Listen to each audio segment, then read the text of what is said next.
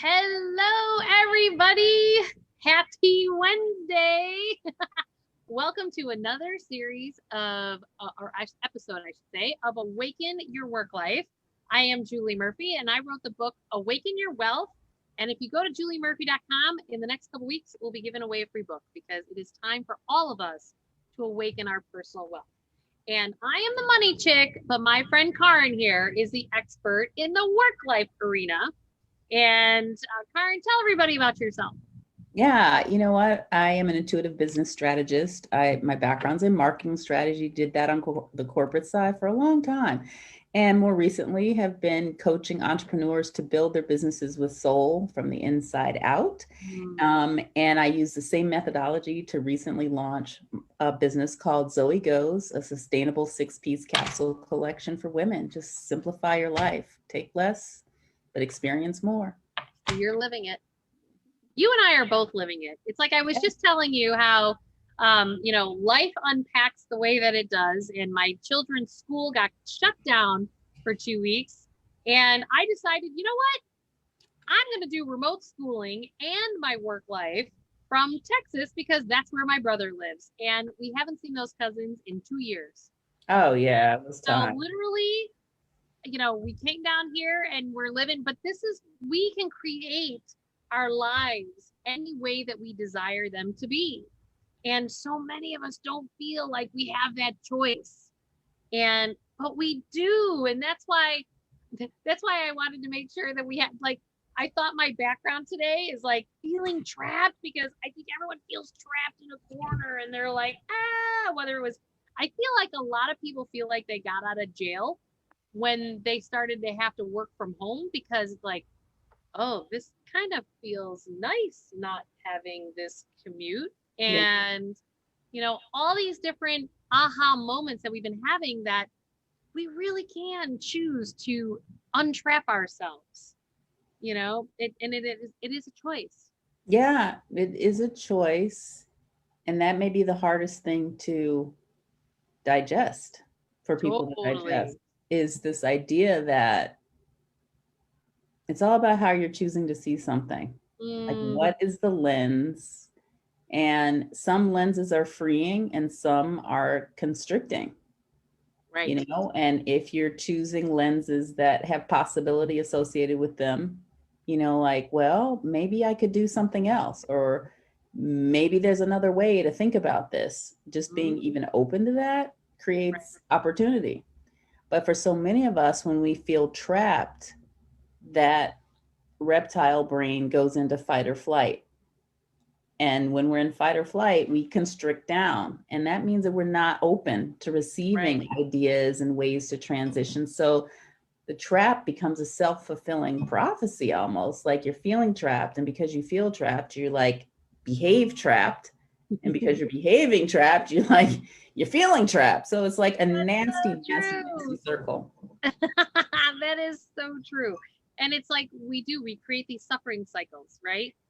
That we stay on that treadmill, like the hamster wheel, right? Yeah. We just keep running and running and running and running. And I still say that has been one of the beauties of this whole 2020 and how it's unpacked for so many of us, that it's forced us to slow down. It's forced us to go inside. It's forced us to look at things that we've been ignoring for a really long time, whether it's internal or even in our communities or in our workspaces at large, right? Yeah. And going, this was true for me at one point in my life. Is it true for me today? Yeah.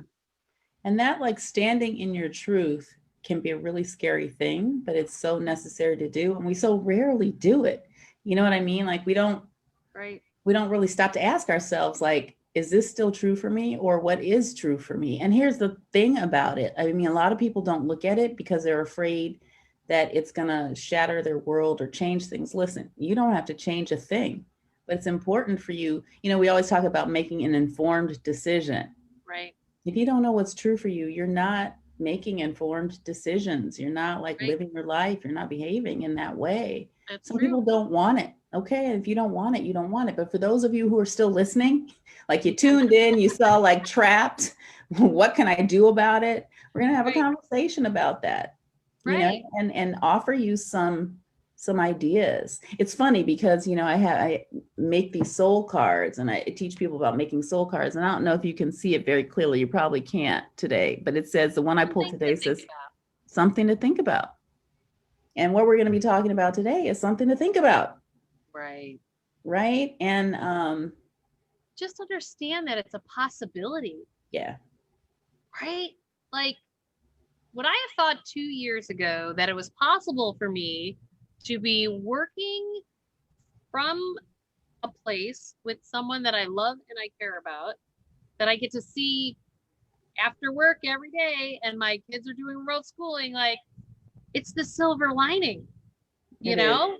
I was sad when my brother moved from Chicago to Texas. But Yeah. how fun is it that my 4 kids and his 3 kids are able to do this, and I've created a work structure to where it's no big deal to do that.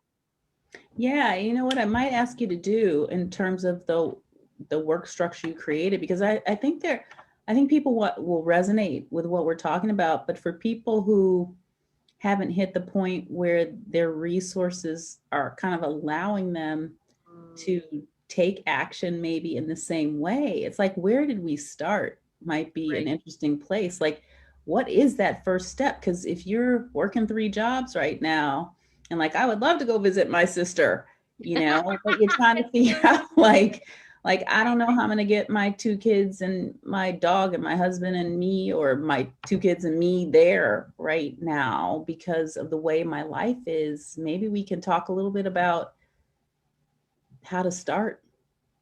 Well, I think it's so much of it starts with, I walk clients through what I call the PACT process. Yep.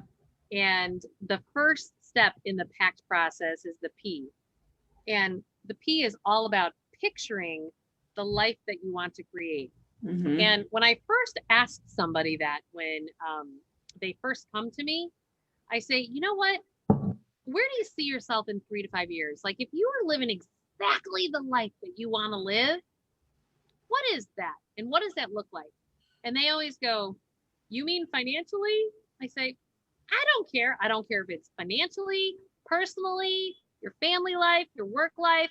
I don't care. You know, nobody ever talks about the money first. Ever. It's no different than like when you're on your deathbed. Are you talking about, God, I wish I would have made more money? No, you're talking about all the experiences that you had and how, you're remembering all the good times, right? Like, you're not sitting there going, I wish I would have worked more. I wish I would have made some more money. And I'm like, okay, how many $100 bills you want me to stick in your casket with you? Right? Like, yeah, what you gonna do with it now? like, it doesn't, like, but why do we have to wait till our deathbed to create this inner weaving in our lives to where we have happiness all along the way, no matter how many zeros you have from an income perspective or what your past has been? All of that is irrelevant. And people say to me, how can that be irrelevant, Julie? This is my reality. And I'm like, you have to dream the new dream. Yep. It's the only compelling reason to change from the current reality that you're sitting in. That's right. It pulls you forward. It's the only thing. Yeah, those dreams. Yeah, those dreams and aspirations, right? Even in my work, I talk to people often about their aspirations and how buried within your aspiration is your mission statement. But you have to know how to unpack that, how to unfold it to see, because that's the thing that pulls you forward. Those aspirations and those curiosities pull you forward. And so for someone who may really be feeling trapped right now, the first thing, right, is to give yourself permission to dream a little bit. Right. And to see, like, what is true, what would you love right now? What is sitting in your heart as a heart's desire? Because you can't take action on it until you see what it is. That's so true. And I want us to be really careful when we're taking that step to dream, to not put the, well, but. No, and I'm like, no buts, no coconuts. Like, that is just you going from, oh, this is really what my heart wants. And then your brain starts reasoning it out. And it's like, no. We're not Right. making that hard. Yeah. And get all the dreams out. What's the ideal world? Because the second step in the process that I always walk people through is then you have to accept the piece that you've already created, because we are Right. the creators of our lives. Regardless of all the external circumstances happening, we've chose to plug into a world a certain way. We've Yep. all done it, good and bad. Yep. And because we have choice. Yep. And so we have to understand that sometimes there's a grieving process that people go through when you sit there and go, man, I wish I wouldn't have created all this debt, because now I'm kind of stuck making all these payments. But I've had people do super creative things in that reality process. Like, I had one woman who really wanted to she wanted to create a new company. And so she wanted to leave corporate America. She had a 3-bedroom condo, and she was living large, 6-figure income, doing great, felt good. And she's like, well, I can't stay living where I'm living if I actually create my own company, because I can't afford it, because there's going to be this ramp up period and I don't have enough savings to do that. And so I said, well, why don't you move somewhere smaller and sell your condo, or you could rent it out to somebody else and you can move back into it after you ramped it up. And she's like, but I really don't want to leave my home. And I was like, all right, well, why don't you leave this meeting? And she went and thought about it for a while. You know what she came back with? No. What? Get herself 2 roommates. So she was giggling at herself at 38 years old. She just put ads out there to go get 2 new roommates. And she was then only paying $300 a month out of her pocket for her own housing costs, because the rental amounts in the other 2 rooms paid for it. She did that for 4 years. Wow. And that was the bridge she created for herself to launch her new business. Right. Only to find out then a couple of years after that, she realized, I don't actually really want to live in Chicago. I actually want to live in Colorado and do this. But that was great, because she had created a company that was completely nimble, and she could move and change and do all of that. Yep. And for the last 7 years, she's been in Colorado, and she is loving life. Yeah. Yeah. It's crazy, because we're not conditioned or trained or encouraged even to imagine, really kind of after grammar school. Like, what is your imagination telling you that you want to do? And so we get into these grooves, right? Some of us go to school, like college or graduate school or whatever, and some of us go straight into work. But whatever that path is to work tends to have like almost bumper rail guards on it, where like the idea of moving outside of it becomes something we don't even think about. Right. And that's the problem. Because we discover things that we like and things that we don't like. And the things that are in our heart, those aspirations never go away. Actually, never stamp them just down. Become regrets when you ignore them. Correct. And so we're actually inviting anybody who's listening to be brave and dream a little bit. Like, when you jump off this live, like, give yourself 20 minutes to just think about what you would really love in your work, what that might look like. Don't worry about how you're going to get there yet. Like, that will get you all tangled up in a knot. Like, don't even. That'll get your panties all in a bunch. It will tie you up. You'll be like, oh, hell, no. Oops. Sorry. Bloop.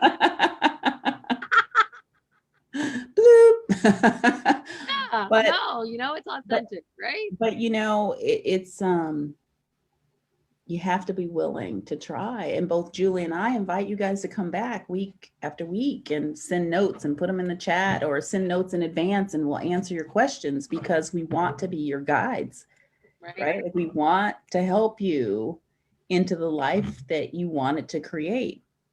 You said you'd come down to the planet. Now's the time, regardless of age. You're not too old. I don't care how old you are, and you're not too young. To begin to really practice this idea of dreaming and seeing possibility. And that's definitely the first step. What's the third step in your PAC process, Julie? That's all about choosing. You have to choose to change, because if we don't make the choice and actually step, I always help people visualize like a bridge. Mm-hmm. So choosing to change is saying, okay, I'm going to take that first right step to actually step on the bridge, because you've got your reality on one side of that bridge, you have your dreams on the other. Mm-hmm. And it's just about really making the choice and going, boom, let me take that step. Okay, let me take the second step. And it's that mental toughness that really that's where the choice comes into play, because our minds, as well as then we attract people around us that will try to poo-poo our dreams. Mm-hmm. And it's super important that we surround ourselves in this choosing process with people who support and lift us up, Yeah. as opposed to those. And I always like to tell the story about when I was writing my first book, The Emotion Behind Money. My mom was an English teacher. Yeah. And I said, Mom, I'm writing a book. And she's like, you're writing a book? And I was like, yeah, it's called The Emotion Behind Money and blah, blah, blah. And she goes, you're writing a book? I was like, yeah. And she goes, well, honey, you were a little rough around the edges with writing papers. And I like started laughing, going, well, Mom, since 5th grade, I've gotten an undergraduate degree and a graduate degree from 2 very good universities. Managed to write my way out of that. And I go, I think I figured out writing, Mom. So the whole time while I was writing this book, which was a dream of mine, I'm like, okay, I've taught this stuff to people one-on-one. Now I need to teach it to people at large. Like, let's help the world. Yeah. And she's just like, are you stuck on that book? Like, how's it coming out? And I'd be like, so I decided my mom was like a crab in a bucket. She just kept trying to pull me back down to the old version of myself from being a 5th grader, because she just remembers she's an English teacher, right? So from her vantage point, it was that there's no way this financially smart, left brain math daughter that I had could ever write a book, because she struggled in English in 5th grade. And so I decided my book was off topic with my mom. I go, Mom, it's going great. I'll let you edit it once I'm all done. You know, I had that thing go through 3 different editors before I gave it to my mother to edit. She goes, I only found 12 mistakes. Like, that's great through 200 pages, Mom. We're good. Yeah. But, you know, she was happy. But I just realized when we're going through this opportunity to transition into a new life that you dream and desire, really be cautious of who you're talking to. Yeah, you have to. You're surrounding yourself around, because they can either lift you up or slam you down. Yeah. And clearly So there's a lot of slamming going around lately. So we need to be very conscientious as to who we're really sharing our dreams with to help us expand and grow and be just in this blissful place of your heart's desire, so that, you know, you're not on your deathbed one day going, I wish I would have. Yeah. And I, you know, what you're talking about is finding community. Mm-hmm. And I'm not advocating keeping secrets. That's not really what I'm, but holding on to your dreams until they've got roots. Right, is really important to do, because as was the case with your mom, the people closest to us are really invested in things remaining the way they are. Right, because that's how they know how to interface. And we're a mirror for people, because if you change, then all of a sudden their world's changing. Yeah, and often it may feel like they're attacking our dreams, or they're being, you know, they're diminishing, or they're poo-pooing our idea. Right. And in some cases that may be true, but in some cases they think they're protecting us. Like, are you sure you want to try that? Are you sure you want to do that? Do you want to risk that? I mean, that was what I discovered when I was leaving corporate. Are you sure you want to leave that 6-figure job? And it feels like it lands. Maybe I shouldn't. Oh, like, well, and it lands like, look at them. They're not being supportive. They don't get it. They don't, you know, and that's not really the intention of necessarily what people were trying to say to me. So there's a miscommunication that can happen. Right. When people think they're trying to help you by like slowing you down. Totally. And so you just want to, none of it's intentional. no, and you want to be clear, have roots, begin to see a pathway for yourself before you spread your ideas broadly. Right. Because you can expect for the like little nippers to come back and want to kind of pick apart what you're trying to do. And if you're not prepared for it, you will be overwhelmed and possibly succumb to the like, oh, yeah, no, maybe that's not such a good idea. Yeah, I always tell people it's like building a muscle. Mm-hmm. You know, you have to build the muscle. You know, the first time you work out, your muscles are a little weak and you're like, oh God, that one kicked my butt. And it's like, you want to get back into the gym and build more of the muscle. So until your muscles get some tone to them, or like you're talking about putting your roots in, you know, your ideas have some roots in the ground. Right. And, you know, there's no looking back because you're like, I'm too far forward already. Yep. Yeah. Yeah. And the other thing that, and this was one of my mentors, Sonia Jacquette, I'm pretty sure that's where this came from, said, you know, you don't really want to ask people to comment on your what. Just the how. Just the how. Like don't invite them to comment on what you're trying to do. You invoke and invite assistance on how to get to where you're trying to go. Yep, for sure. You know, it's like nobody else gets to comment on my path. Can you help me get to where I'm trying to go? You know, and if that's the case, then yes, let's have a conversation. Right. But if not, then like, love me and bless me on my way, you know, kind of thing. So that's yet another reason to like be selective. When you do invite commentary, it's better used on or applied to the how. Right.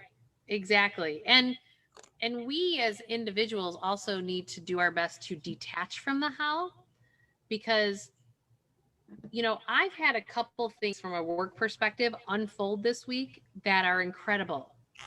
And I have been really working on just surrendering and allowing the support to come to me, as opposed to me having to try to figure out all the answers. Yeah, we can't. And this week has been absolutely magical from a work perspective. And the things that have unfolded, I just kept going, you know, I just really need somebody to help me from a marketing expertise, because I'm really good at all the other stuff, but I'm like, yeah, to sit there and write a marketing plan and this and that. I had this investment firm call me up and say, Julie, we've decided to choose a couple advisors from around the country. And I have about 50 million assets under management with clients' money with this particular firm. So it wasn't in the financial world. That's not a ton. It's not huge. It's not huge. So for me to be picked, so I was one of the few, they picked, I think, 5 across the country, that they're completely going to use their marketing department at this enormous firm with all these really smart marketing, highly educated people who are going to write the plan, help me launch the plan, and do the monitoring and measuring to tweak the plan. I'm like, this is heaven on earth. And you know that, Karen. You know, because it's where I am a finance person. I am not a marketing person. And it's just like, I know what I do is perfect for people because I've watched it change lives for 20 years. And it's like, now it's time for the world to get more of this information. And so why not have a global financial firm help do that? Yeah, it's brilliant. Right? Whoop, whoop, whoop. It's time to do the dance. It has just been like, you can't plan these things. You can't. Your job is to set the intentions, hold the dreams, keep taking your next right step. Right. And watch the magic begin. Because we all know this. We've had points in our lives where all of a sudden the synchronicities just all line up and you're like, how did that get here? Like this, Deepak Chopra actually has a book right on this called Synchronicity. Synchrodestiny, I'm sorry, he calls it Synchrodestiny. And it talks all about this, you know, and there's lots of books that have been written about it, but if we really just allow the universe to support us, and I don't really care what your belief system is, because to me, whether it's the universe or God or the Holy Spirit, whatever, I believe that it's all connected, and us humans need to put a brain tag, a label to it, and that's, but to me, it's about, we have to remember that we live in a hologram. So what we put out there reflects back to us. So if you're putting out there that this is what I want, this is what I dream of, this is what I want to create, but you don't know how you get there, go, okay, show me how I get there. Just say, show me how I get there. And I could never have planned, there is nothing Julie Murphy could have done to get this firm to do this, because I just kept putting out there going, I'm not really sure, but I need this to come to me from somewhere. And boom, I get an email. They want to set up a call with me. I had it on Monday, and it was like, I just went to heaven. Don't you love those emails from left field? I'm like, maybe we should name them, like emails from the universe or something. Like they just they zip in there, and you're like, did I just read that? Like I got invited to this whole Dell women's community thing with all the and you're like, how do they even find me? Like, how do I get on that list? But when I went and I answered, I'm like, oh, this is a good one. And you just know, that's the other piece, the nugget that people need to take away. You just know it's the next right step. Yeah, just to get there's in no there. Question that you're not supposed to do it. Yeah, why would I say no to that? If you have to contemplate at all, should I, shouldn't I? The answer is no. No.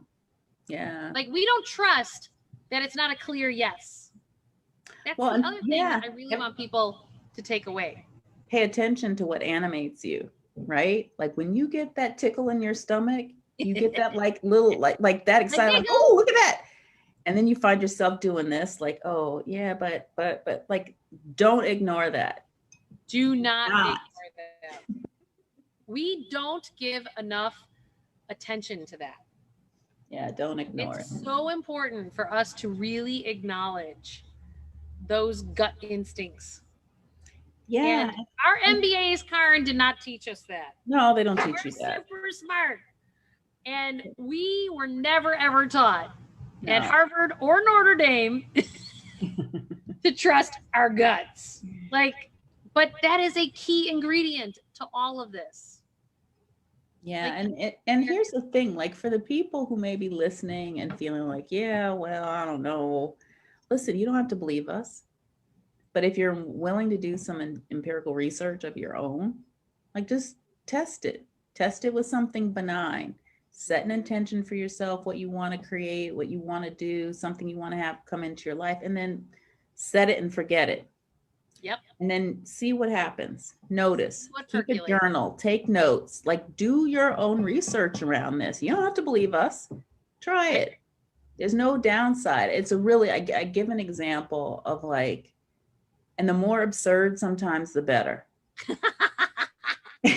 And I give so true. Give an example of how years ago, I was looking for small office space, and this was before shared office spaces were what they are today. Right. And I had looked at some places downtown, but I live pretty far south and west in Chicago, and downtown takes me at 30 minutes, kind of at the fastest. I'm still in the city, but it's not an easy commute. No, right. My kids were still in grammar school in the neighborhood. I wanted to be close. I said, okay, here's what I want. And I was being all flip. I was like, I want my own office space, and I want it to be, because I love sunlight. So I'm I need it to be facing east or west. East or west, south, so that I get that timeline. One of the two. I get sunlight, and it's I need it to be 10 minutes from home so that I can just zip over to get the kids if I need it. And I want all in. I want it to cost me $300 a month or less. Set it and forget it. Threw it out there yeah, let's see, how's this going to work? And within the month, I'm a friend of mine had the mother of one of my kids' classmates had a massage business that she had just opened. in a old Masonic temple building in the neighborhood, 10 minutes from their school. Yeah.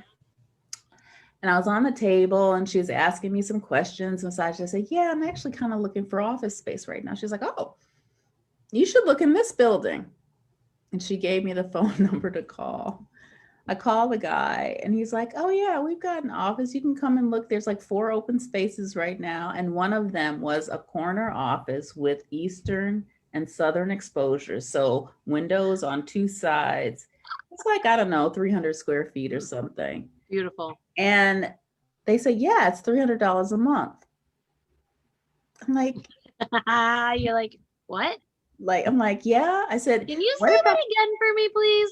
And here's the other thing. The little angels came in. They said, see if you can get them to do any better than that. So I said, if I pay you like at the beginning of each quarter, so if I pay you up front, can you give me a discount?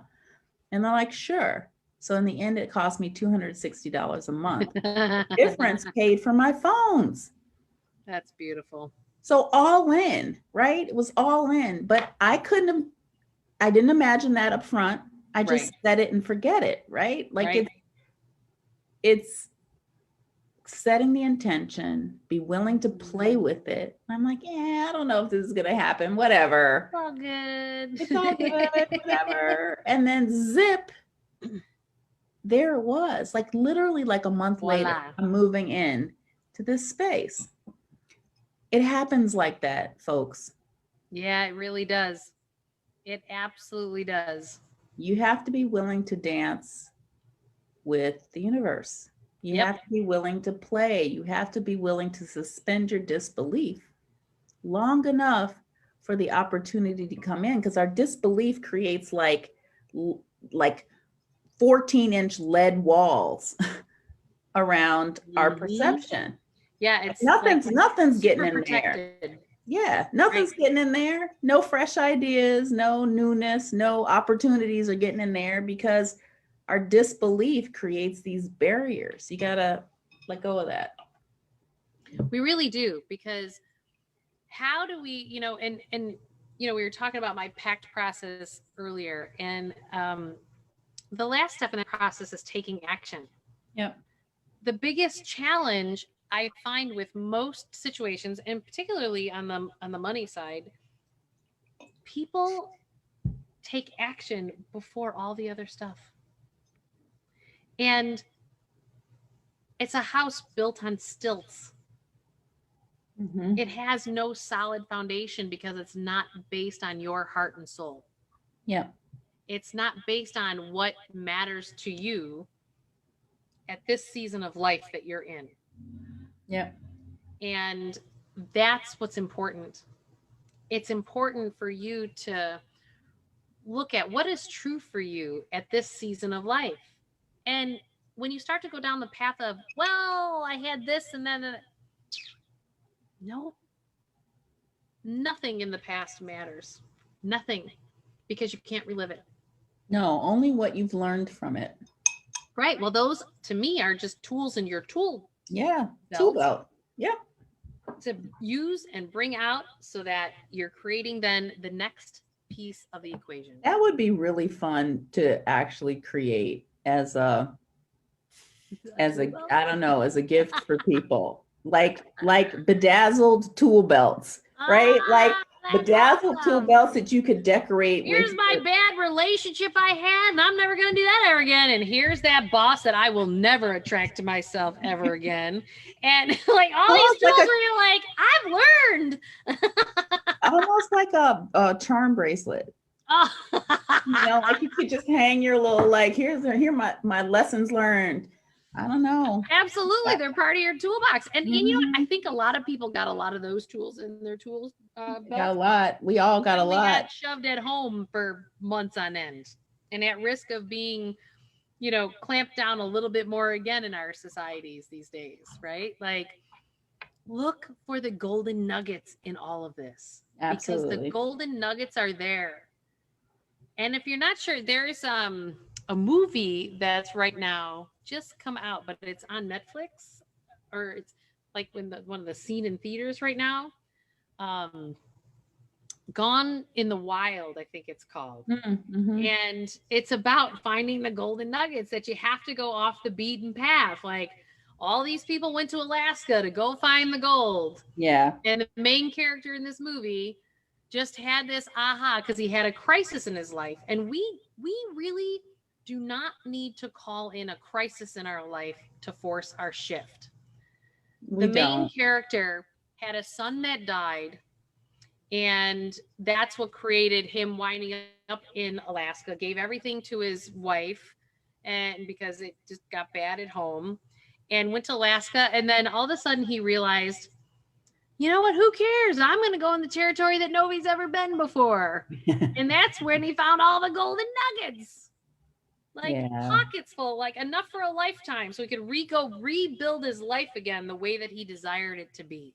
Yeah. It requires a little courage, but that's why I'm going to keep saying this. Come to our communities where it's safe to explore. Come and ask the questions. If you get a little like light bulb moment where like, oh, pops into your head seemingly out of nowhere. I wonder what that Julie Murphy, what's going on her page right now, or Karen's, Beyond Blind Spots page. I wonder what's going on. Come, ask the question, write it down, be part, like follow it, Right. because we're here to help. We're here to be guides. So Karen, tell them about your lives that you do, your class on Thursdays, because I think that's important for people to know about, because it's another place that they can come and dance with the life that they want to create. Yeah, it's a free workshop, mini workshop that I host every Thursday at noon Central Time. And I usually start with an inspired topic or conversation. And then I later into the session open for Q&A around it, or just open coaching if somebody has something that's come up. But it's my way of being available to people to put their toe in the water, or for people who don't have the resources to necessarily buy into one of my courses right now, to come and still get access to some support. So I invite people. The link is on the Facebook page, Beyond Blind Spots. You can register through there. That's beautiful. And I'll have my team make sure we put that link here below as well, so that you guys have that. And don't forget to go to juliemurphy.com, because in the next couple weeks, I am giving away a free copy of my book, Awaken Your Wealth, because it is time for all of us to awaken the wealth inside each and every one of us, because we deserve it. And all you have to do is pay for shipping. And we'll be sending that out in the next couple weeks. So, well, thanks everybody. And I look forward to having you guys again next Wednesday, 11 a.m. Central. Karen, thank you so much for sharing your brilliance and your heart and soul with all of our communities. Always. Beautiful. Thanks, everybody. Bye. Bye.